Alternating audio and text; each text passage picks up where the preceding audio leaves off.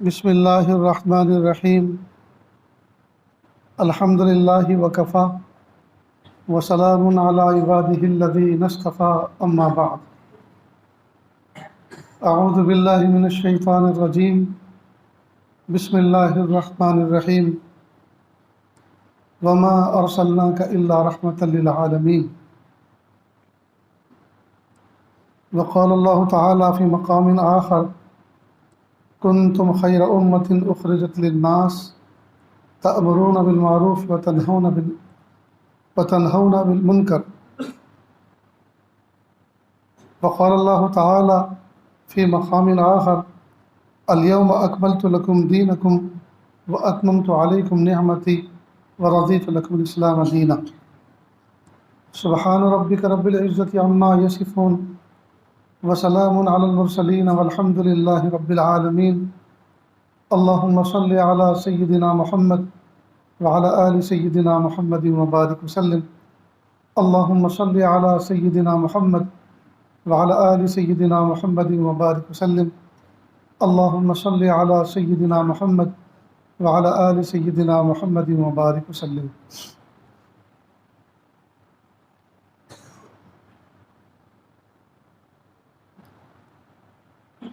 پیارے آقا صلی اللہ علیہ وسلم دنیا میں تشریف لائے، دنیا میں تاریکی تھی، اجالا آ گیا۔ نہ یہ کہ محبوب صلی اللہ علیہ وسلم جس زمانے میں اس دنیا میں موجود تھے اس زمانے میں اجالا آیا، بلکہ آپ نبی کریم صلی اللہ علیہ وسلم کی روشن تعلیمات پر عمل کر کر صبح قیامت تک اجالا ہی اجالا رہے گا۔ اگر کہیں اندھیرا ہے، کہیں اگر بے چینی اور تکلیف ہے تو وہ اللہ کے محبوب صلی اللہ علیہ وسلم کی روشن تعلیمات کو چھوڑنے کی وجہ سے۔ جہاں جہاں اللہ کے محبوب صلی اللہ علیہ وسلم کی روشن تعلیمات پر عمل کیا گیا، عمل کیا جا رہا ہے اور اس پر لوگ کوشش کر رہے ہیں، اللہ تعالیٰ ان کی برکات سے علاقوں کے اندھیروں کو دور فرما رہے ہیں، علاقوں کی تکلیفوں کو، پریشانیوں کو دور فرما رہے ہیں اور اللہ تعالیٰ برکتوں سے نواز رہے۔ اس لیے دوستو، ہم محبوب صلی اللہ علیہ وسلم کے طریقے کو چھوڑ کر کبھی بھی کامیاب نہیں ہو سکتے اور محبوب صلی اللہ علیہ وسلم کے طریقے کو اپنا کر کبھی بھی ناکام نہیں ہو سکتے۔ لہٰذا پوری کوشش اس بات کی کریں کہ ہم محبوب صلی اللہ علیہ وسلم کی سنتوں کو سینے سے لگا کے رکھیں، آپ نبی کریم صلی اللہ علیہ وسلم کی روشن تعلیمات کو مضبوطی سے پکڑ کے رکھیں۔ اسی پر عمل کرنے میں ہماری دنیا اور آخرت کی بھلائی۔ آپ نبی کریم صلی اللہ علیہ وسلم کا طریقہ ہمارے لیے زندگی گزارنے کا بہترین نمونہ ہے، اس سے بہتر کوئی نمونہ اور ہو ہی نہیں سکتا۔ نیز آپ نبی کریم صلی اللہ علیہ وسلم کی روشن تعلیمات ہمارے لیے زندگی میں اپنانے کے لیے بہترین تعلیمات ہیں۔ آج بہت سارے لوگ شکایت کرتے ہیں، جی اولاد ہماری بات نہیں مانتی، شاگرد ہماری بات نہیں مانتے، لوگوں سے کچھ کہتے ہیں تو لوگ پھاڑ کھانے کو آتے ہیں، کوئی بات ماننے کے لیے تیار نہیں ہے۔ سوال یہ پیدا ہوتا ہے، بات ذکر کرنے کا وہ طریقہ اپنایا جو محبوب نے اپنایا تھا؟ ایک مرتبہ ایک نوجوان اللہ کے محبوب صلی اللہ علیہ وسلم کے دربار میں حاضر ہوئے اور آ کر کہنے لگے، یا رسول اللہ، مجھے آپ زنا کی اجازت دے دیجیے۔ اب جو دوسرے صحابہ آس پاس بیٹھے تھے تو انہوں نے تو ان کو گھورنا شروع کیا اور سختی کا اظہار کرنا شروع کیا کہ شرم آتی ہے کہ نہیں، اتنے بڑے نبی کے سامنے بیٹھ کر نبی سے خود اجازت مانگ رہے ہو زنا کی، گناہ کی۔ اللہ کے محبوب صلی اللہ علیہ وسلم نے ان کو ڈانٹا نہیں، صحابہ کرام کے ذریعے سے ان کی پٹائی نہیں کروائی، صحابہ کرام کے ذریعے سے ان کو باہر نہیں کھدیڑا، بلکہ ان کو قریب کیا اور قریب کر کے کیا ان کے ضمیر کو جھنجھوڑا۔ کہا، پیارے یہ بتاؤ کہ اگر یہی عمل کوئی آپ کی ماں کے ساتھ کرنا چاہے تو ہرگز میں اس کو پسند نہیں کروں گا۔ کہا، خالہ کے ساتھ، پھوپھی کے ساتھ، بہن کے ساتھ، یہ قریبی پیارے پیارے رشتے بتائے جن کو سن کر، جن کا سوچ کے آدمی گناہ کے خیالات کو بھول جاتا ہے۔ تو کہا ہرگز نہیں، ہرگز نہیں۔ تو کہا جس کے ساتھ آپ یہ عمل کرنا چاہتے ہو وہ کسی کی ماں ہوگی، کسی کی خالہ ہوگی، کسی کی پھوپھی ہوگی، کسی کی بہن ہوگی۔ پھر آپ نبی کریم صلی اللہ علیہ وسلم نے ان کے سینے پہ ہاتھ رکھا اور سینے پہ ہاتھ رکھ کر کہا اللہم اغفر ذنبہ وطہر قلبہ وحسن فرجہ، اللہ اس کے گناہوں کو معاف فرما اور اس کے دل کو پاکیزہ فرما اور اس کی شرمگاہ کی حفاظت فرما۔ یہ صحابی فرماتے ہیں کہ مجھے ویسے تو ہر گناہ سے نفرت تھی، لیکن جنسی گناہ سے بہت سخت نفرت ہو گئی جب سے اللہ کے محبوب صلی اللہ علیہ وسلم نے سینے پر ہاتھ رکھ کر یہ دعا دی۔ تو دیکھیے اللہ کے محبوب صلی اللہ علیہ وسلم نے جی کتنا پیارا انداز ہمیں دیا کہ اگر کوئی آدمی نفس و شیطان سے مغلوب ہو کر جی کسی کیفیت کے ساتھ آپ کے سامنے آیا ہو تو آپ اس کو ماریں نہیں، آپ اس کو کھدیڑیں نہیں، آپ اس کو شرمندہ نہ کریں، رسوا نہ کریں، بلکہ آپ اس طرح سے فہمائش کریں جیسے آقا صلی اللہ علیہ وسلم نے ہمارے سامنے اپنا زندگی کا نمونہ پیش فرمایا۔ جس زمانے میں یہ عاجز دارالعلوم فلاح دارین ترکیسر کے اندر اپنے پیاری بازار علمی کے اندر زیر تعلیم تھا، اور اس کے بعد پھر وہی خدمت انجام دینی شروع کی۔ فراغت کے بعد کچھ سال دائیں بائیں رہا، اس کے بعد اپنے اساتذہ کے بلانے پر وہی خدمت انجام دینی شروع کی۔ تو میری ذمہ داری پڑھانے کے ساتھ ساتھ ایک یہ تھی کہ کتب خانے کی نظامت ہمارے حوالے کی گئی تھی۔ تو کئی مرتبہ محتم صاحب کسی بچے سے ناراض ہوتے یا اس کی شکایت محتم صاحب کے پاس پہنچتی اور وہ کہتے جاؤ کتب خانے میں کتابیں جمع کرا کراؤ، کیونکہ کتابیں بچوں کو عاریتاً ادارے کی طرف سے دی جاتی ہے سال کے شروع میں، اور سال مکمل ہونے کے بعد امتحان کے بعد پھر جمع کر لی جاتی ہے۔ تو کتابیں ادارے کی امانت ہوتی ہے، عاریتاً طلبہ کو دی جاتی ہے، تو کتابیں جمع کرا کے آؤ۔ اب بہت سے بچے آنکھوں میں آنسو لیے ہوئے، ٹوٹے ہوئے دل کے ساتھ، گھبرائے ہوئے وہ آتے تھے۔ تو یہ عاجز ان سے پوچھتا کہ بیٹا کیا بات ہے؟ کہا کتابیں جمع کرنا ہے۔ کہ کیوں جمع کرنا ہے؟ کہ محتم صاحب نے کہا ہے کہ جمع کرا دو۔ میں نے کہا آج تک کسی کو نہیں کہا، آپ کو کیوں کہا؟ اور آج تک آپ کو بھی نہیں کہا، آج ہی کیوں کہا؟ تو میں پوری بات کی حقیقت تک پہنچنے کی کوشش کرتا کہ مجھ سے یہ غلطی ہوئی ہے یا اسی طرح کا معاملہ ہے۔ میں نے کہا اس کا حل تو کتاب جمع کرنا نہیں ہے، اس کا حل تو معافی مانگنا ہے، استاد کو خوش کرنا ہے، محتم صاحب کو خوش کرنا ہے۔ پھر کچھ وقت ان کو بٹھاتا اور پھر کہتا کہ جاؤ فلاں موقع پہ جاؤ، ان کے گھر کے دروازے پہ جاؤ۔ آفس میں ہوتے ہیں تو قانونی زبان بولتے ہیں، لیکن گھر پہ ہوں گے تو وہ دوسری کیفیت میں ہوتے ہیں، لہٰذا وہاں جا کر ان سے معافی مانگ لو۔ وہاں ان کے دائیں بائیں بچے بھی ہوں گے تو ان بچوں کو دیکھ کر ایک خاص قسم کی ممتا جوش میں آتی ہے، تو آپ کو جی اپنے بچے کی طرح دیکھ کر آپ کو معاف کر دیں۔ بہرحال نہ جانے کتنے بچے محتم صاحب کے پاس جاتے، معافی تلافی کرتے، معاملہ صاف ہو جاتا اور پھر پڑھائی جاری کر دیتے، اور نہ جانے الحمدللہ کتنے بچے پڑھ کر گئے۔ اگر ہم ان کی کتابیں جمع کر لیتے اور بچہ وہاں سے چلا جاتا اور گھر جا کے الٹا سلٹا جی معاملہ سناتا اور کہتا ہے کہ محتم صاحب مارتے ہیں، استاد کھدیڑتے ہیں اور وہاں تو بہت گندا ماحول ہے اور گالی گلوچ کا ماحول ہے اور یہ ہے، تو ماں باپ بھی کہتے ہیں ہاں ایسی جگہ پڑھنے کی ضرورت نہیں۔ اب کیا کرنے کا ارادہ ہے کہ جہاں بھی جاؤں گا سب جگہ محتم تو ہوتے ہی ہیں، سب جگہ استاد تو ہوتے ہی ہیں، وہاں بھی ایسے ہی ہوتے ہیں، کوے ہر جگہ کے کالے ہوتے ہیں۔ اب کیا کرو گے؟ کہا میں تو نوکری کروں گا، محنت مزدوری کروں گا۔ تو نہ جانے کتنے بچے درمیانے سال میں تعلیم چھوڑ کر محنت مزدوری میں لگے اور علم نبوت کے حاصل کرنے سے محروم ہو گئے۔ میں نے اپنے ہم عصر دوستوں میں یہ کہہ رکھا تھا کہ کوئی بھی طالب علم ایسا ہو جو سر پھرا ہو، بات نہ مانتا ہو، متکبر ہو، آپ میرے پاس بھیج دیں۔ اور جس بچے کو سب نے متکبر سمجھ کر، نافرمان سمجھ کر نظر انداز کر رکھا ہو، جب وہ اس عاجز کے پاس آتا میں اس کے کندھے پہ ہاتھ پھراتا، محبت کی دو بات کہتا تو گرم گرم آنسو اس کی آنکھوں سے جاری ہوتے۔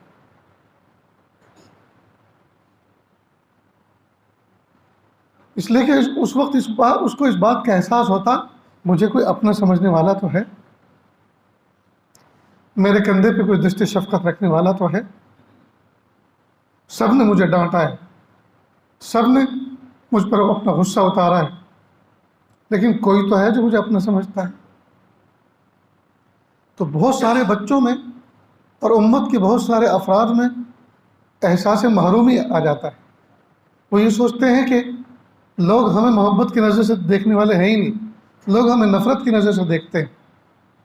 تو جب ان کے اندر احساس محرومی پیدا ہوتا ہے تو وہ مایوس ہو جاتا ہے، اور پھر وہ جو بھی کر گزریں ان سے بعید نہیں، وہ کچھ بھی کر سکتے۔ ورنہ ہر بچہ کسی ماں کا لال ہوتا ہے، کسی باپ کا دل کا ٹکڑا ہوتا ہے۔ لہذا جب وہ کسی ماں کے پیٹ سے پیدا ہوا، کسی باپ کے دست شفقت میں رہا ہے، تو وہ شفقت اور پیار کو جانتا ہے، وہ قریب سے گزرا ہے، اس نے شفقت اور پیار کے ذریعے سے پرورش پائی ہے۔ اب اگر اس کو سختی ہو، ڈانٹ ڈپٹ ہو یا کوئی برا بھلا کہا جائے تو وہ اس محبت اور شفقت کے تناظر میں جب دیکھتا ہے تو ان تمام چیزوں کو برا سمجھتا ہے۔ اس لیے ضرورت ہے اس بات کی کہ ہم جب کسی سے بات کریں تو اس کو درجے پہ اتاریں، اس کے درجے پہ اتاریں۔ چھوٹا بچہ بھی عزت نفس رکھتا ہے، جوان اور بڑا تو ظاہری بات ہے اور زیادہ احساس رکھتا ہے۔ چھوٹے بچے کا بھی آپ اکرام کریں، اس کے سر پہ محبت کا ہاتھ پھرائیں، جی، تو وہ بچہ سمجھتا ہے کہ اس نے میرا رسپیکٹ کیا، میرا ادب کیا، یا مجھے جو ہے عزت کا مقام دیا۔ میرا ایک چھوٹا سا منا ہے، تو اس نے ایک مرتبہ مسجد سے آ کر کہا، ابو اس بچے نے مجھے گالی دی۔ میں نے کہا گالی دی؟ میں نے سمجھنے کے لیے اور بچے کی تربیت کے لیے پوچھا کیا گالی دی بیٹا؟ تو اس نے کہا مجھے اس نے تو کہا۔ تو چونکہ ایسے ماحول میں رہا کہ جہاں اس کو آپ یا تم کہا گیا اور کبھی تو نہیں کہا گیا، تو اس نے تو سن کر اس کی انسلٹ سمجھی، اس کی عزت پر جو ہے چوٹ لگی، اس کے نفس پہ چوٹ لگی۔ تو چھوٹے چھوٹے بچے بھی اپنے اندر احساس رکھتے ہیں، اس لیے چھوٹے بچوں کے اندر یہ محبت کا ماحول پیدا کیا جائے۔ تو مت کہو، آپ کہو، تم کہو، تو کا لفظ استعمال مت کرو۔ تو جب محبتیں ہم اپنے گھر سے جنم دیں گے اور بچے اس محبت کے ماحول میں پروان چڑھیں گے تو کسی کو بھی وہ پھر عزت دینے والے بنے گے۔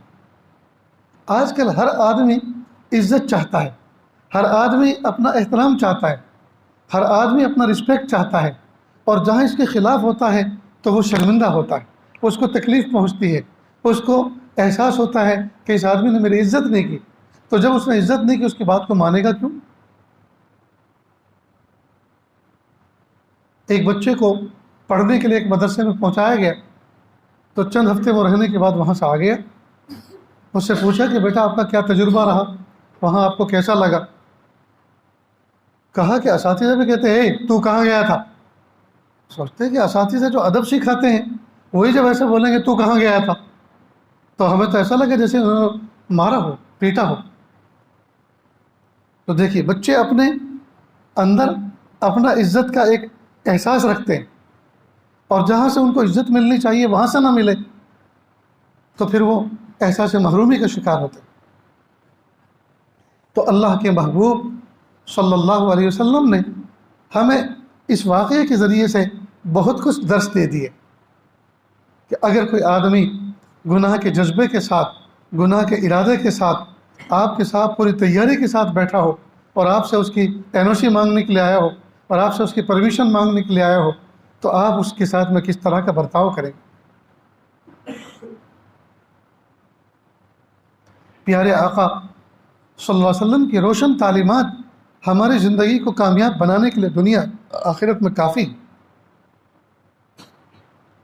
اس لیے دوستو قرآن پاک میں اللہ پاک نے فرمایا وَمَا أَرْسَلْنَاكَ إِلَّا رَحْمَةً لِلْعَالَمِينَ، ہم نے آپ کو عالمین کے لیے رحمت بنا کے بھیجا ہے۔ محبوب صلی اللہ علیہ وسلم صرف انسانوں کے لیے نہیں بلکہ حیوانوں کے لیے، جانوروں کے لیے بھی، چھوٹوں کے لیے نہیں بڑوں کے لیے بھی، صرف بڑوں کے لیے نہیں بلکہ بوڑھوں کے لیے بھی، عورتوں کے لیے بھی، مردوں کے لیے بھی، اپنوں کے لیے، پرایوں کے لیے، جی تمام کے لیے اللہ کے محبوب صلی اللہ علیہ وسلم رحمت بنا کر بھیجے گئے۔ ہم نے اپنے پیارے آقا صلی اللہ علیہ وسلم کو جیسا پہچاننا چاہیے تھا ویسا پہچانا کہاں؟ ہم نے ان کی تعلیمات کو اپنی زندگی میں سنبھالنے کی کوشش کہاں کی؟ محبوب صلی اللہ علیہ وسلم کا وجود جب آپ مکہ مکرمہ میں تھے اور لوگوں کو دعوت دے رہے تھے حق کی طرف، ساری مخلوقات سے نکال کر ایک خالق کی طرف متوجہ کر رہے تھے، ہر مخلوق کا خالق و مالک رب اس کی طرف متوجہ کر رہے تھے، دعوت توحید دے رہے تھے، تو آپ نبی کریم صلی اللہ علیہ وسلم کی بہت ساری مخالفتیں کی گئی، محبوب صلی اللہ علیہ وسلم کو تکلیفیں دی گئی، اور ہجرت کر کے یہاں تک کہ پھر چلے گئے مدینہ طیبہ۔ تو ابو جہل یہ کہا کرتا تھا کہ اگر یہ قرآن حق ہے، اگر یہ دعوت حق ہے اور ہم اس کو نظر انداز کر رہے ہیں، نہیں مان رہے، تو پھر ہمارے اوپر پتھروں کی بارش کیوں نہیں ہو جاتی؟ ہمارے اوپر عذاب کیوں نہیں آ جاتا؟ اللہ رب العزت نے اس کا جواب دیا قرآن پاک میں، وَمَا كَانَ اللَّهُ لِيُعَذِّبَهُمْ وَأَنْتَ فِيهِمْ وَمَا كَانَ اللَّهُ مُعَذِّبَهُمْ وَهُمْ يَسْتَغْفِرُونَ۔ سورہ انفال کی 32 نمبر کی آیت ہے کہ اللہ رب العزت اس قوم کو عذاب نہیں دیتے جس میں آپ موجود ہیں، جس میں آپ موجود ہیں، آپ کے موجود ہوتے ہوئے عذاب دیں، یہ نہیں ہو سکتا۔ سوال یہ پیدا ہوتا ہے جب تک اللہ کے محبوب صلی اللہ علیہ وسلم مکہ مکرمہ میں تھے تو محبوب کی وجہ سے کفار پر عذاب نہیں آیا۔ بات سمجھ میں آتی ہے کہ محبوب کا وجود بابرکت موجود تھا، لیکن جب محبوب مکہ مکرمہ چھوڑ کر مدینہ چلے گئے تو اب تو یہاں دمادم ہو جانا چاہیے تھا۔ تو پھر آگے فرمایا وَمَا كَانَ اللَّهُ مُعَذِّبَهُمْ وَهُمْ يَسْتَغْفِرُونَ، اور اللہ تعالیٰ ان کو بھی عذاب نہیں دیتے جو استغفار کرتے ہیں۔ اصل میں مکہ مکرمہ کے اندر کچھ مومن لوگ موجود تھے جو استغفار کرتے تھے، اور ایک وجہ یہ بھی بیان کی گئی کہ خود کفار مکہ کعبۃ اللہ کے جب طواف کرتے تھے تو غفرانک اللہ معاف کر دیجئے، اللہ معاف کر دیجئے، وہ ان کا یہ معمول تھا، تو اللہ تعالیٰ استغفار کرنے والوں کو بھی عذاب نہیں دیا کرتے۔ تو استغفار ایک ایسا عمل ہے جی کہ اگر کافر و مشرک بھی کرتا ہے، کافر بھی کر رہا ہے، تو اس استغفار کی وجہ سے اللہ تعالیٰ ان کے اوپر سے عذاب کو ٹال دیتے ہیں۔ تو اگر اہل ایمان استغفار کا معمول بنائیں تو کیا وہ عذاب میں کبھی رہیں گے؟ اللہ تعالیٰ ان سے عذاب کو، تکلیفوں کو دور فرمائیں گے۔ لہذا دوستو استغفار کا معمول بنانا چاہیے۔ خیر، اس آیت کو پڑھ کر بتانے کا منشا یہ تھا کہ اللہ کے محبوب صلی اللہ علیہ وسلم کا وجود مسعود جی اجتماعی عذاب سے، ہلاکت سے جو ہے اللہ کے محبوب صلی اللہ علیہ وسلم کا وجود جی وہ دفع کرنے کا، عذاب کو دفع کرنے کا باعث بنا، عذاب کو دور کرنے کا باعث بنا۔ تو محبوب کے وجود سے کافروں کو بھی رحمت پہنچی، کافروں کو بھی راحت پہنچی۔ لیکن دوستو لوگوں نے محبوب کی ویسی قدر ہی نہیں کی جسے کرنی چاہیے تھی۔ قدر تو یہ تھی کہ محبوب جس دعوت کو لے کر آئے تھے اس دعوت کو اپنے سینے سے لگاتے، اس کو جی مضبوطی سے پکڑ کے تھام کے رکھتے، ان پر عمل کرتے۔ اس میں دوستو لوگوں کا ہی نفع تھا، اللہ کے نبی صلی اللہ علیہ وسلم کا نفع نہیں تھا۔ محبوب صلی اللہ علیہ وسلم کی روشن تعلیمات کو آپ اٹھا کے دیکھیے، جس کام کو کرنے کا جو طریقہ محبوب نے بتلایا اس سے بہتر کوئی طریقہ ہو نہیں سکتا، اور جو بندہ اس طریقے کو اپنائے اسی کا نفع۔ دیکھیے اللہ کے محبوب صلی اللہ علیہ وسلم کی ایک سنت یہ ہے کہ رات کو جب سوئیں تو مسواک کر کے سوئیں، مسواک کر کے سوئیں۔ آج ساری دنیا سورج نکلنے کے بعد آپ کو برش کرتے ہوئے نظر آئے گی، لیٹ سو کے اٹھتے ہیں اور صبح کو سارے کے سارے برش کرتے ہیں۔ رات بھر جن بیکٹیریاز نے، رات بھر جن کیڑوں نے دانتوں کی جڑوں کو کھا کے ختم کر دیا، خراب کر دیا، اب دن میں برش کرنے کا کیا فائدہ؟ یہ تو ایسا ہی ہوا کہ جیسے گھر سے کیش چلا گیا، جویلری چلی گئی، زیورات چلے گئے، اور جب سب چوری ہو گیا تو دروازے پہ آ کے پولیس کا پہرا بیٹھ گیا۔ بھائی اب پولیس کا پہرا بٹھانے کی کیا ضرورت ہے؟ جو تھا وہ تو چلا گیا، جب بٹھانا تھا تب تو بٹھایا نہیں، اور جب چلا گیا تو اب بٹھانے کا کیا فائدہ؟ تو دانت تو رات کو صاف کر کے سونا تھا۔ رات کو کھانے کے بعد بہت سے ذرات دانتوں کی لکیروں کے اندر رہ جاتے ہیں، اور وہ برش کے ذریعے سے، مسواک کے ذریعے سے دور کیے جا سکتے ہیں۔ تو یہ کام تو سونے سے پہلے کرنا تھا، تاکہ 5-6 گھنٹے 7 گھنٹے جو آدمی سکون کے ساتھ سوئے گا، تاکہ منہ پاکیزہ رہے، صاف ستھرا رہے، اور بیکٹیریا خراب نہ کرے۔ اور جب رات بھر انہوں نے اپنی کارروائی کر کے ختم کر دیا، اپنی ڈیوٹی پوری کر دی، اب صبح کو اس کو صاف کرنے بیٹھے۔ اب دیکھیے، یہ جو رات کو مسواک کر کے سونا اللہ کے محبوب صلی اللہ علیہ وسلم کی سنت ہے، اور اس کو ہمیں اپنانا چاہیے، جس میں ہماری بہت بڑی کوتاہی ہو رہی ہے۔ تو بتائیے، اگر اس سنت پر ہم عمل کرتے ہیں تو اس میں اللہ کے نبی کا کوئی فائدہ ہے؟ اس میں اللہ کا کوئی فائدہ ہے؟ کس کا فائدہ ہے؟ میرا اور آپ کا ہے۔ تو محبوب صلی اللہ علیہ وسلم کی سنت پر عمل کرنے پر جو بندہ عمل کرے، خود اس کا نفع ہے، اللہ اس کے رسول کا نفع نہیں ہے، خود ہمارا نفع ہے۔ تو پیارے اللہ نے ہمیں کتنے پیارے نبی عطا فرمائے، جنہوں نے ہمارے نفع کی چیز ہمیں بتائی، لیکن ہم کتنے نکمے اور ہم کتنے محروم ہو گئے ہیں کہ اپنے پیارے نبی کے روشن تعلیمات پر ہم عمل نہیں کرتے۔ بند جوتوں کو پہننے کے لیے محبوب صلی اللہ علیہ وسلم نے بتایا کہ جب آپ پہنو تو اس کو جھاڑ لیا کرو۔ بند جوتوں کو جب آپ پہنو تو جھاڑ لیا کرو۔ اب ظاہری بات ہے، جوتے کا اوپر کا حصہ کور ہوتا ہے، اس میں اندھیرا ہوتا ہے، ٹھنڈک بھی ہوتی ہے۔ کئی مرتبہ بہت سے جانور ٹھنڈک پا کے اندر جا کے بیٹھ جاتے ہیں، اندھیرا پا کر اندر جا کے بیٹھ جاتے ہیں، اور کئی مرتبہ خطرناک حشرات الارض ہوتے ہیں، بچھو ہوتا ہے، کان کھجورا ہوتا ہے، سانپ سپولیا ہوتا ہے، وہ جا کے بیٹھ جاتے ہیں۔ اب اگر ہم حضور کی سنت پر عمل نہیں کریں اور ڈائریکٹ پیر ڈالیں اس میں، تو وہ کاٹ سکتا ہے، اور کاٹے گا تو کئی مرتبہ کوئی زہریلا جانور ہو تو موت واقع ہو سکتی ہے۔ اب محبوب نے فرمایا کہ آپ جوتوں کو جھاڑ کے پہنیں۔ اب جھاڑیں گے تو اس میں جو چیز ہوگی نکل جائے گی۔ اب بتائیے، یہ جو جھاڑ کے جوتے پہنے، اس میں اللہ کا کوئی فائدہ ہے؟ رسول اللہ صلی اللہ علیہ وسلم کا کوئی فائدہ ہے؟ کس کا فائدہ ہے؟ میرا اور آپ کا فائدہ ہے۔ طریقہ کس کا ہے؟ رسول اللہ صلی اللہ علیہ وسلم کا ہے۔ محبوب کی سنتوں میں، محبوب کے اسوے اور قدوے میں ہمارے لیے بہترین نمونہ ہے، اور اس میں ہمارا نفع ہے۔ اب اگر ہم ان سنتوں پر عمل کریں گے تو اللہ ہمیں نفع پہنچائیں گے۔ اور قربان جائیے کہ محبوب صلی اللہ علیہ وسلم کی سنت پر جتنی سنتیں ہیں، جب ہم عمل کرتے ہیں تو اللہ تعالیٰ فزیکل طور پہ تو ہمیں نفع پہنچاتے ہی ہیں۔ جیسے مسواک کرنے سے بیکٹیریا کے حملوں سے حفاظت ہو جاتی ہے، جی، دانت خراب ہونے سے حفاظت ہو جاتی ہے،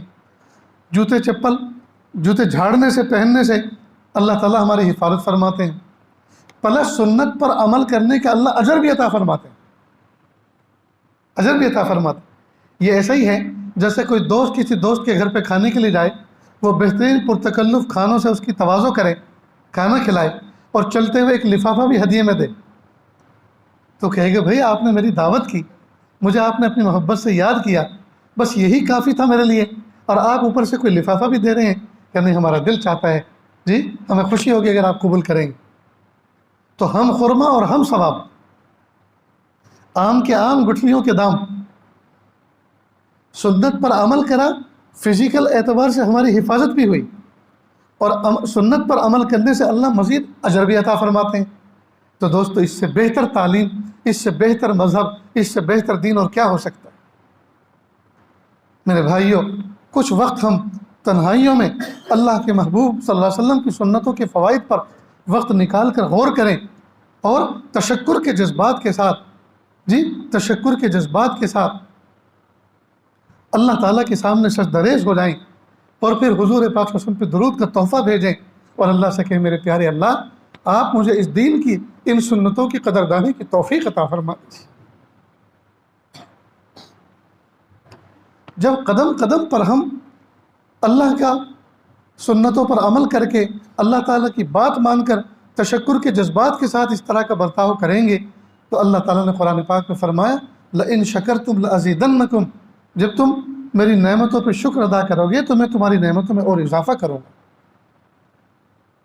جب اللہ رب العزت کسی عمل کی ہمیں توفیق عطا فرما دیں تو دوستو ہم تشکر کے جذبات کے ساتھ اللہ کے تعالیٰ کا شکریہ ادا کریں کہ میرے پیارے اللہ آپ کا شکر، آپ کا احسان، آپ کی مہربانی، الحمدللہ رب العالمین کہ آپ نے مجھے اس موقع پر یہ حکم پورا کرنے کی توفیق عطا فرمائی۔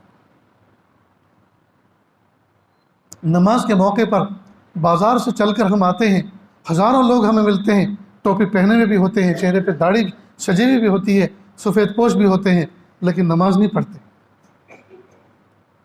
اب اگر ہم نماز پڑھ کے جا رہے ہیں تو یہ اس میں ہمارا کمال نہیں ہے، جی اللہ پاک نے ہمیں توفیق عطا فرمائی۔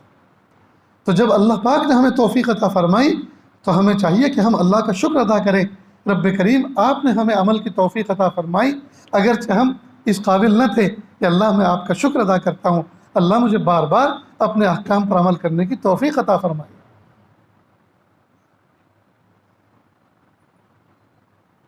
تو دوستو زندگی کا قیمتی حصہ غفلتوں سے پر ہے، غفلتوں میں گزرتا جا رہا ہے۔ اب نہیں پتہ زندگی کے کتنے دن بچے ہیں، کتنی صبحیں بچی ہیں، کتنی شام بچی ہیں۔ زندگی کے جو ایام، جو وقت بچا ہے، ہمیں اسے قدر کرنے کی توفیق اللہ سے مانگنی چاہیے۔ اللہ کے محبوب صلی اللہ علیہ وسلم نے ہمیں کیسی پیاری پیاری بشارتیں عطا فرمائی ہیں۔ اگر کوئی بندہ اس سے کوئی گناہ سرزد ہو جائے تو مایوس نہ ہو۔ اللہ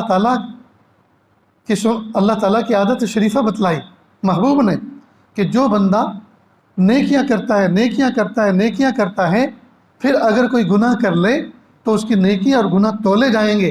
اگر نیکی زیادہ نکلتی ہے تو گناہوں کو نیکی بنا کر بخشش کر دی جائے گی اور جنت میں بھیج دیا جائے گا۔ تو نیکی کے فگر کو ہم بڑھائیں، اور اگر کوئی گناہ سرزد ہو جاتا ہے تو ندامت کے آنسو بہا کر اللہ تعالیٰ سے معافی مانگیں۔ اللہ تعالیٰ غفور رحیم ہے اور اللہ تعالیٰ گناہوں کو نیکیوں میں تبدیل کرنے پر قادر ہیں۔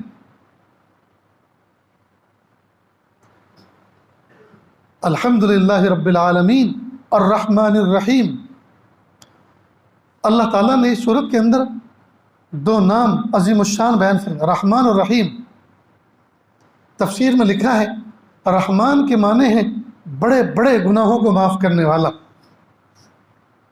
بڑے بڑے گناہوں کو معاف کرنے والا، اور رحیم کے معنی ہے بار بار معاف کرنے والا۔ صرف یہ نہیں ہے کہ بس ایک مرتبہ لاسٹ فائنل چانس دیتے ہیں، اب آئندہ موقع نہیں دیں گے۔ اللہ وہ ذات ہے کہ اگر کوئی بندہ گناہ کرے پھر توبہ کرے، پھر گناہ کرے پھر توبہ کرے، پھر گناہ کرے پھر توبہ کرے، اللہ تعالیٰ اس کی توبہ قبول کرنے سے کبھی عاجز نہیں آتے، اللہ تعالیٰ اس کی توبہ کو قبول کرنے سے کبھی تھکتے نہیں۔ تو جب اللہ تعالیٰ تھکتے نہیں، اللہ دکھتے نہیں، جی اللہ کے یہاں تھکن نہیں، اللہ کے یہاں دکن نہیں، تو جب اللہ تعالیٰ معاف کرتے کرتے نہیں تھکے تو ہم معافی مانگتے مانگتے کیوں تھک گئے؟ ہم معافی مانگتے مانگتے کیوں تھک گئے؟ اس لیے دوستو کبھی بھی اپنے گناہوں سے مایوس نہ ہو، وہ رب بڑا کریم، وہ رب بڑا کریم۔ گناہ کے بعد اللہ سے سچی توبہ کریں اور اسی رب سے کہیں میرے پیارے رب میرے لیے بچنا مشکل ہے، آپ کے لیے بچانا آسان ہے، اللہ جی آپ بچا دیجیے، اللہ جی آپ بچا دیجیے، میرے لیے بچنا مشکل ہے، آپ کے لیے بچانا آسان ہے، اللہ میرے ارادے کمزور، میرا جسم کمزور، جی میری ہمتیں کمزور، میں کمزوری کا پتلا ہوں، میرے پیارے اللہ میں نہیں کچھ کر سکتا میرے پیارے اللہ، لیکن آپ قوی، آپ قوی، آپ کی شان قوی، آپ کی ذات قوی، میرے پیارے اللہ آپ مجھ کمزور کو سنبھال لیجیے، مجھ کمزور کو سنبھال لیجیے۔ ہم نے بارہا دیکھا باپ کئی مرتبہ اپنے بچے کو لے کر چلتا ہے اور بڑی سی نالی راستے میں آ جاتی ہے، باپ کود کے جمپ کر کے ادھر چلا جاتا ہے، بچہ ادھر کھڑا ہے، ابو میں نہیں کود سکتا، بیٹا ہمت کرو، نہیں ابو میں گر جاؤں گا، باپ واپس آتا ہے، واپس آ کے گود میں لے کے پھر جمپ لگا لیتا ہے۔ تو جو کام بچے کے لیے مشکل تھا، باپ نے، ابا نے اس کے وہ کام کرا دیا۔ دوستو، جو کام ہمیں مشکل لگے، ہمیں چاہیے ہم اپنے ربا سے کروا دیں۔ بچے کو جو کام مشکل لگتا ہے وہ خود نہیں کر پاتا تو اپنے ابا سے کرواتا ہے۔ بندے کو چاہیے جو کام اس کو مشکل لگے وہ اپنے ربا سے کروا لیا کرے۔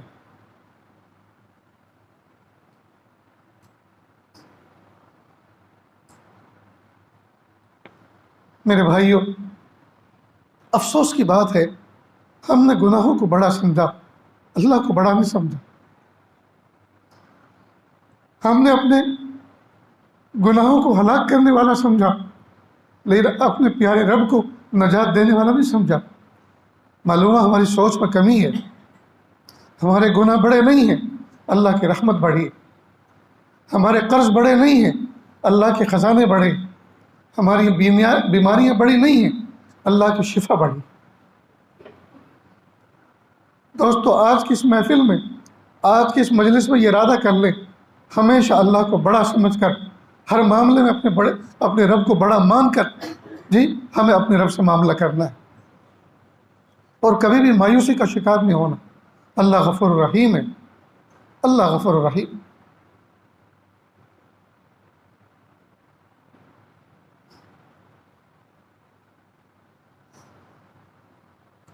حضرت حاجی امداد اللہ مہاجر مکی رحمۃ اللہ علیہ سے حضرت کے کسی مرید نے لکھ کر بھیجا، حضرت میں پہلے ذکر کیا کرتا تھا، بڑا لطف آتا تھا، بڑی کیفیت ملتی تھی، لیکن اب وہ مزہ نہیں آ رہا، اب وہ کیفیت نہیں آ رہی، لہٰذا میں نے ذکر ترک کر دیا، چھوڑ دیا۔ حضرت نے فرمایا، عبد اللطف مت بنو، عبد اللطیف بنو، لطف اور مزے کے بندے مت بنو، بلکہ خالق مزہ اور خالق لطف کے بندے بنو۔ اللہ تعالیٰ لطیف ہے، لطیف کے بندے بنو، لطف کے بندے مت بنو۔ پھر فرمایا، ایک مرتبہ اللہ کہنے کے بعد دوبارہ اللہ کہنے کی توفیق تب ملتی ہے جب پہلا والا اللہ قبول ہو چکا ہوتا۔ حضرت تھانوی رحمۃ اللہ علیہ کو کسی نے لکھا کہ حضرت پہلے اعمال کیا کرتا تھا، بڑی کیفیت آیا کرتی تھی، بڑا لطف آیا کرتا تھا، لیکن اب وہ لطف نہیں آتا۔ حضرت نے فرمایا، لطف اور کیفیت یہ حال ہے، آپ حال کا اہتمام نہ کریں، اعمال کا اہتمام کریں۔ آپ حال کا اہتمام نہ کریں، اعمال کا اہتمام کریں۔ اعمال آپ کے اختیار میں ہیں، حال آپ کے اختیار میں نہیں ہے۔ اعمال آپ کو کرنا ہے، حال اللہ کو دینا ہے۔ تو جو چیز آپ کے اختیار میں ہے آپ اس کو کرتے رہیں، پھر جو چیز اس کے اختیار میں ہے وہ اپنا کام پورا کرے گا۔ عجیب بات ہے، لوگ جو چیز اپنے اختیار میں نہیں ہے اس کے پیچھے پڑے رہے، کیفیت ڈھونڈتے پھر رہے ہیں، مزے ڈھونڈتے پھر رہے ہیں۔ بھائی اللہ پاک نے ہمیں کیفیت اور مزوں کا بندہ نہیں بنایا، اللہ نے ہمیں اپنا حکم کا بندہ بنایا ہے کہ میں جو کہہ رہا ہوں وہ کرو، اس میں تمہارے لیے نفع ہے، لہٰذا جو کرنے کا کام ہے اس کو کریں، اور جس سے بچنے کے لیے کہا اس سے بچیں۔ اگر دو یہ کام کریں گے تو تیسری چیز اللہ پاک عطا فرمائیں گے، اور وہ ہے کیفیات و لذات اور انوارات، وہ اللہ تعالیٰ کا کام۔ جیسا جیسا عمل کریں گے، جیسے جیسا آگے بڑھیں گے، الگ الگ قسم کے انوارات، الگ الگ قسم کی کیفیات ملتی چلی جائیں۔ ہر موقع کی کیفیت، ہر موقع کی حالت، ہر موقع کا ذکر، ہر موقع کی لذت، ہر موقع کا نور الگ الگ ہوا کرتا ہے، ہمیشہ ایک ہی طرح کی لذت نہیں ہوا کرتی۔ چھوٹا سا بچہ جب ماں کا دودھ پیتا ہے تو دودھ سے بہتر چیز اس کو کائنات میں کچھ نظر ہی نہیں آتی۔ پھر جب دودھ پی کر وہ بھرپور جوان ہو جاتا ہے، دو روٹی دو بوٹی کھانے کے قابل ہوتا ہے، پھر اس کے بعد دودھ پینے کی برکات سے جو صحت ملی، اس کے بعد اللہ پاک اس صحت کو ایسی ایسی لذتیں عطا فرماتے ہیں کہ اس کو بیان میں لانا مشکل ہے۔ تو آدمی ابتدائی طور پر یکسوئی کے ساتھ عمل میں لگا رہے، اللہ تعالیٰ پھر ایسا دوام عطا فرماتے ہیں۔ پھر جب اعمال میں لگا رہتا ہے تو ہر عمل کا اور ہر دوام پر کچھ ایسے انوارات، ایسی کیفیات عطا فرماتے ہیں جس کو بیان میں لانا مشکل۔ آج ہم تمام کا مسئلہ یہ ہے کہ ہم چند اعمال کر کے بس کیفیات حاصل کرنا چاہتے ہیں، اور کیفیت میں بھی بہت بڑا بہت بڑی کھوٹ ہے، اور وہ کھوٹ یہ ہے کہ لوگ کسی طرح ہمیں بزرگ مان لیں، کسی طرح لوگ ہمارے سامنے جھکتے ہو جائیں، سلام کرتے ہو جائیں، ہمیں ماننے والے بن جائیں، ہمارے گرد جمع ہونے والے بن جائیں، بس منشا یہ ہوتا ہے۔ اور یہ اگر تھوڑا بہت منشا پورا ہو گیا تو سمجھتے ہیں کہ ہمیں معراج مل گئی۔ دوستو، مجمع جمع کرنا یہ کمال نہیں ہے، ایک بازی کا ڈگڈگی بجاتا ہے اور ہزاروں کا مجمع اس کے ارد گرد جمع ہو جاتا ہے۔ اور مریدوں کی کثرت، مریدوں کا جمع ہونا، بھیڑ ہونا، یہ کثرت بھی کوئی معتبر نہیں ہے۔ سب سے زیادہ مرید تو شیطان کے ہیں لوگ، سب سے زیادہ بھیڑ تو اس کے پاس۔ شہروں میں جاؤ، علاقوں میں جاؤ، اپنے ہاتھوں سے بنے ہوئے معبودوں کو ان کے لوگ عبادت کر رہے ہیں، اور بڑے بڑے عقلمند ہیں، بڑے بڑے عقلمند ہیں۔ پیارے اللہ جس موقع پر جو توفیق ہمیں عطا فرما رہے ہیں، کہ اس کا بہت بڑا انعام، بہت بڑا احسان ہے۔ ہمیں چاہیے کہ ہم تشکر کے جذبات کے ساتھ زندگی گزاریں، اور اللہ کی طرف حمد و ثنا کے ذریعے سے رجوع کریں، اور اللہ سے کہ میرے پیارے اللہ، جو اعمال میں کر رہا ہوں اس میں میرا کمال نہیں ہے، اللہ یہ عمل کی آپ مجھے توفیق دے رہے ہیں، یہ آپ کا احسان ہے، میرے پیارے اللہ اس احسان کو میرے اوپر بند نہ کیجیے، اور اس کا دروازہ کھول کے رکھیے۔ تو اللہ کے محبوب صلی اللہ علیہ وسلم کو کائنات میں بھیج کر اللہ رب العزت نے ان کے ذریعے سے جو روشن تعلیمات ہمیں بھیجی ہیں، اور ان تعلیمات پر صبح قیامت تک ہمارے لیے عمل کرنا جو ضروری ہے، اور ہمیں عمل کا مکلف کیا گیا ہے، اسی عمل پر لگے رہنے میں، اسی میں جٹے رہنے میں ہماری کامیابی ہے، اور اس کو چھوڑنے میں ہمارے لیے بربادی اور پریشانی، ہلاکت ہے۔ اس لیے دوستو، یہ جملہ بار بار اپنے ذہن میں اسکرین پہ لایا کریں کہ سنتوں پر عمل کر کے آج تک کوئی شخص ناکام نہیں ہوا، اور سنتوں کو چھوڑ کر آج تک کوئی شخص کامیاب نہیں ہوا۔ سنتوں پر عمل کریں، سنتوں پر عمل کریں۔ اللہ کے محبوب صلی اللہ علیہ وسلم کی سراپا کو اپنے دل میں اپنے سراپا کو اپنے دل میں سجا کر رکھیں، اور محبوب ایسا لگے کہ ہم حضور پاک صلی اللہ علیہ وسلم کے زمانے میں قدم قدم ان کے ساتھ چل رہے۔ جب کھانے سے پہلے ہم ہاتھ دھوئیں تو اس استحضار کے ساتھ یہ میرے پیارے محبوب صلی اللہ علیہ وسلم کی سنت ہے۔ جب چپل نکالیں تو بائیں قدم سے پہلے نکالیں، دائیں سے بعد میں نکالیں، اور اس استحضار کے ساتھ یہ میرے آقا صلی اللہ علیہ وسلم کا طریقہ رہا۔ جب کپڑے پہنے اس یاد کے ساتھ میرے آقا صلی اللہ علیہ وسلم نے دائیں ہاتھ میں پہلے پہنا، بائیں میں بعد میں پہنا، میں بھی اسی پر عمل کر رہا ہوں، اسی میں میرے لیے کامیابی ہے۔ جب تک جسم پر یہ کپڑا سنت طریقے کے مطابق پہنا ہوا جسم پر رہے گا، تب تک سنت پر عمل کرنے کا اجر ملتا رہے گا۔ جب نکالیں تو بائیں سے پہلے نکالیں، دائیں سے بعد میں نکالیں، اور اس تصور کے ساتھ، استحضار کے ساتھ میرے آقا صلی اللہ علیہ وسلم کا یہ طریقہ رہا ہے، تو جب تک یہ نکلے رہیں گے سنت پر عمل کرنے کا اجر ملتا رہے گا۔ اللہ اکبر کبیر۔ تو دوستو، اللہ کے محبوب صلی اللہ علیہ وسلم کی سیرت مبارکہ اس مہینے کے اندر شہروں کے اندر، دیہاتوں کے اندر، بستیوں کے اندر، اداروں کے اندر جا بجا اس پر سیمینار ہوتے ہیں، جلسے ہوتے ہیں، بیانات ہوتے ہیں، لیکن محبوب صلی اللہ علیہ وسلم کی سیرت اور سنت کوئی ایسی چیز نہیں ہے جو جز وقتی ہے۔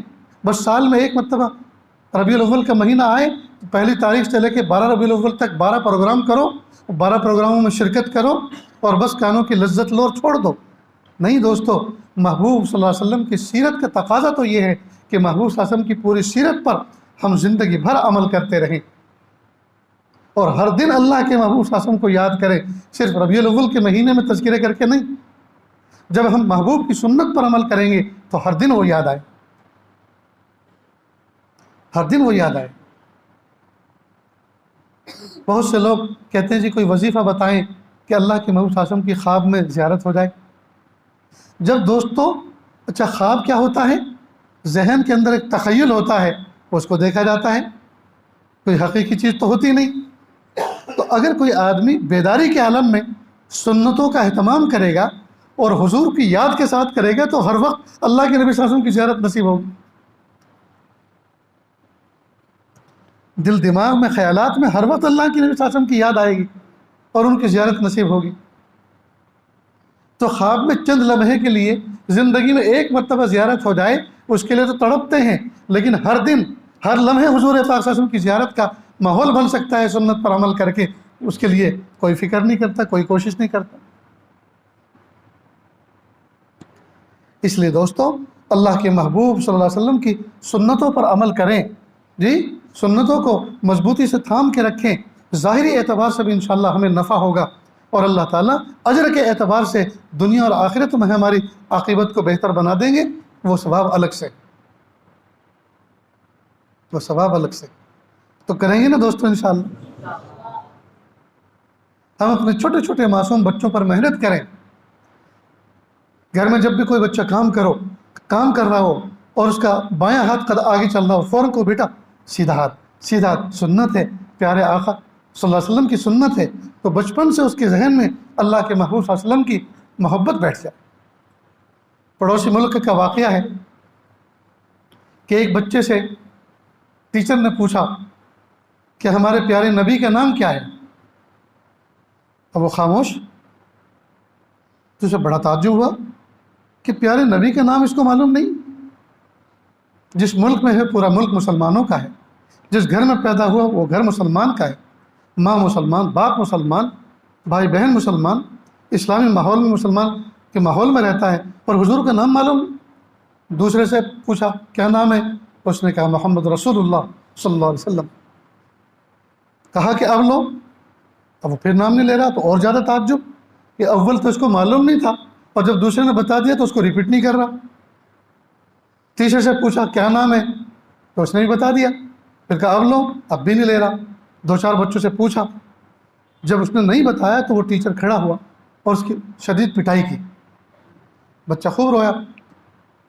اتنے میں گھنٹی بجی، ریسیس ہو گئی، سارے بچے کلاس روم سے باہر نکل گئے، تھوڑی دیر کے لیے 15-20 منٹ کے لیے انجوائے کر کے کھا پی کے پھر کلاس میں آئے۔ یہ بچہ واپس آیا، اب چونکہ کافی دیر سے رویا بھی تھا، مار پڑی تھی، تو اس ٹیچر کے دل میں، استاد کے دل میں ترحم کا جذبہ پیدا ہوا۔ پوچھا بیٹا ادھر آؤ، تمہیں پیارے نبی کا نام معلوم نہیں؟ اس کے بچہ کے آنکھوں میں آنسو بھر آئے اور کہا مجھے معلوم تھا، لیکن میں نے لیا اس لیے نہیں کہ اس وقت میرا وضو نہیں تھا، اور میرے ماں باپ نے میری تربیت اس طرح کی ہے، پیارے آقا صلی اللہ علیہ وسلم کا جب بھی نام لو تمہارا وضو ہونا چاہیے۔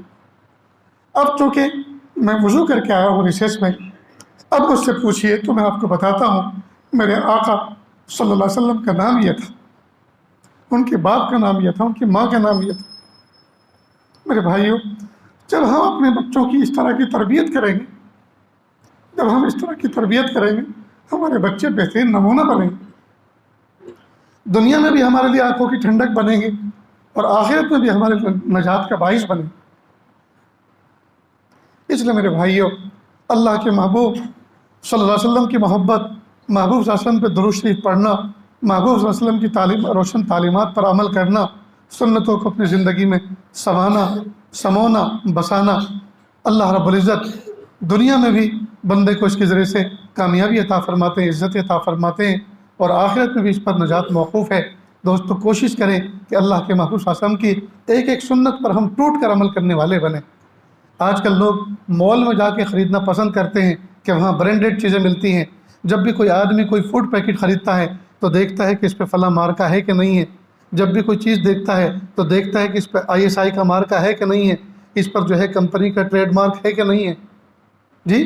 اور ہر آدمی کوشش بات کی کرتا ہے کہ جب میں گاڑی کمائی کے پیسے خرچ کرتا ہوں تو کوئی چیز لوکل میرے ہاتھ میں نہ آ جائے۔ دوستو ہمارے اعمال قیامت کے دن تولے جائیں گے، پرکھے جائیں گے، اور دیکھا جائے گا کہ اس پہ سنت کا اسٹیمپ ہے کہ نہیں، سنتوں کے مطابق یہ اعمال کیے ہیں کہ نہیں۔ اس لیے دوستو آج سے عہد کر لو کہ انشاءاللہ اللہ کے محبوب صلی اللہ علیہ وسلم کی کسی سنت کو نہیں چھوڑیں گے۔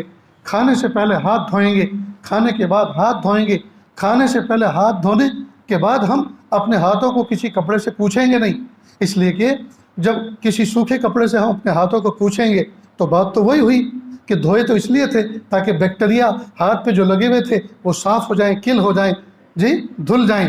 اب جب آپ نے کسی خشک کپڑے سے اس کو دوبارہ ہاتھ کو پوچھ لیا تو اس خشک کپڑے پر جو بیکٹیریا بیٹھے ہوئے تھے وہ پھر ہاتھ پہ لگ گئے، تو فائدہ کیا ہوا؟ تو سنت یہ ہے ہاتھ دھونے کے بعد اب کسی کپڑے سے تولیے سے پوچھو نہ، بس وہی جھٹک کر جھاڑ کر اب جو آپ کھانے کے لیے بیٹھ جاؤ، اور جب کھا چکو تو کھانے کے بعد اب پھر سے ہاتھ دھو، اور ہاتھ دھونے کے بعد اب تولیے سے صاف کرنا سنت، تولیے سے صاف کرنا سنت ہے۔ ناخنوں کے اندر ہزاروں بیکٹیریا موجود ہوتے ہیں، جب ہم صاف کریں گے دھوئیں گے تبھی تو یہ صاف ہوں گے۔ جب ہم ان ناخنوں کو ہر ہفتے سنت طریقے کے مطابق کاٹیں گے جی تبھی تو ہم بیکٹیریا کی کالونیز ختم کریں گے۔ اب بتائیے ناخن ہر ہفتے کاٹنا یہ سنت ہے، اس میں کس کا نفع ہے؟ میرا اور آپ کا نفع ہے۔ جب ہمارے ناخن زیرو ہو جائیں گے، بیکٹیریا کے ٹھہرنے کی جو کالونی ہے وہ ختم ہو جائیں گی، جب ہم ہاتھ صاف کریں گے، ہاتھ پاک کریں گے، کھانا کھائیں گے، کھانے کے بعد ہاتھ دھوئیں گے جی یہی ناخن جب صاف ستھرے ہوں گے تو اللہ تعالیٰ ہمیں بہت ساری بیماریوں سے محفوظ فرمائیں۔ ورنہ کئی مرتبہ آدمی ناخن بھی بڑھا کے رکھتا ہے، کھانے سے پہلے اور کھانے کے بعد کی سنتوں پہ عمل نہیں کرتا، جسم کے اوپر گرمی دانے ہیں، پھوڑے پھنسی ہیں، جب اس طرح سے کھجلاتا ہے ناخنوں کے ذریعے سے وہ پھوڑے پھنسی پھوٹتی ہیں، اور وہی ناخنوں کے نیچے اس کا پیپ اور مواد جمع ہوتا ہے، نہ جانے اس میں کیسے کیسے زہریلے مادے موجود ہیں، اور بغیر سنت پر عمل کیے ہوئے انہی ہاتھوں سے کھانا شروع کرتا ہے، وہ بیکٹیریا ہمارے جسم میں پہنچتے ہیں اور پتہ نہیں کیسی کیسی مہلک بیماریوں کا سبب بنتے ہیں۔ تو آقا صلی اللہ علیہ وسلم کی کتنی پیاری پیاری سنتیں ہیں دوستو۔ عام طور پر دیکھا جا رہا ہے ماں بہنیں اور نوجوان بچے ہاتھوں کے ناخن بڑھانے کا معمول بنا رکھا ہے، ہاتھوں کے ناخن بڑھاتے ہیں۔ اب پتہ نہیں وہ استنجے میں کس طرح سے استنجے سے فارغ ہوتے ہوں گے، اور کس طرح سے استنجا خانے سے جب باہر نکلے ہیں تو استنجا خانہ وہ انگلیوں کے پورووں کے اندر اور ناخنوں کے نیچے جو گندگی آئی ہے پتہ نہیں وہ کس صابن سے اور کس طرف سے اس کو صاف کرتے ہوں۔ ان تمام سنتوں کے مذاکرے کے بعد، ان تمام نفع اور نقصان کے مذاکرے کے بعد دوستو ہمارے دل کے اندر یہ بات اب گھر گھر جانی چاہیے کہ سنتوں کا فائدہ کیا ہے، اور سنتوں پر عمل چھوڑ کر، سنتوں پر عمل نہ کر کے ہمارا نقصان کتنا بڑا ہو رہا ہے۔ اللہ تعالیٰ سے دعا ہے اللہ رب العزت ہم سب کو ایسا بنا دے کہ ہم اللہ کو پسند آ جائیں۔ دوستو یہاں آنے سے پہلے بہت سارے لوگ بہت ہی ٹوٹے ہوئے دلوں کے ساتھ آ کر درخواست کرتے ہیں کہ جی کاروباری اعتبار سے میں پریشان ہوں، بیماریوں سے پریشان ہوں، بچے نافرمان ہو گئے، بچے پڑھ رہے ہیں فیل ہو رہے ہیں۔ میرے بھائیوں اس سے پہلے تیسری مجلس میں بھی اس عاجز نے بہت تفصیل کے ساتھ فجر کے بعد بھی اور دوسری مجلس میں بھی ذکر کیا تھا۔ ایک بزرگ کی طرف سے مجھے وظیفہ پہنچا ہے، آپ اس کا اہتمام کریں انشاءاللہ ثم انشاءاللہ۔ جتنی بھی تکلیفیں اور پریشانیاں ہیں، چاہے وہ تکلیف جسمانی ہو، اور جسمانی تکلیف میں دو قسم ہیں، چاہے وہ فزیکل جسم بیمار ہو جی یا روحانی ہو، یعنی نظر بد لگی ہو، سحر ہو، جادو ہو، کرتب ہو، تو یا تو وہ تکلیف جسمانی ہو ظاہری یا باطنی، یا اسی طرح تکلیف کی دوسری قسم ہے کہ انسان مالی اعتبار سے پریشان ہوتا ہے، کاروباری اعتبار سے پریشان ہوتا ہے، کہیں پیسہ پھنس جاتا ہے نہیں آتا، کہیں مال پہنچ جاتا ہے پیمنٹ نہیں لوٹتا، کہیں پیسے دے رکھے ہیں تو واپس نہیں کرتے، کہیں پارٹنر دشمن ہو جاتا ہے، کہیں تعلقات میں دشمنی آ جاتی ہے۔ چاہے پریشانی مالی اعتبار سے ہو اور چاہے پریشانی تعلقات کے اعتبار سے ہو، کئی مرتبہ تعلقات خراب ہوتے ہیں، میاں بیوی کے تعلقات خراب ہو جاتے ہیں، بھائی بہنوں کے تعلقات خراب ہو جاتے ہیں، اولاد اور بچوں کے تعلقات، اولاد اور ماں باپ کے تعلقات خراب ہو جاتے ہیں، پارٹنروں کے تعلقات خراب ہو جاتے ہیں۔ تو یہ تین تکلیفیں ہیں، ہر انسان یا تو جسم کے اعتبار سے پریشان، یا مالی اعتبار سے پریشان، یا تعلقات کے اعتبار سے پریشان۔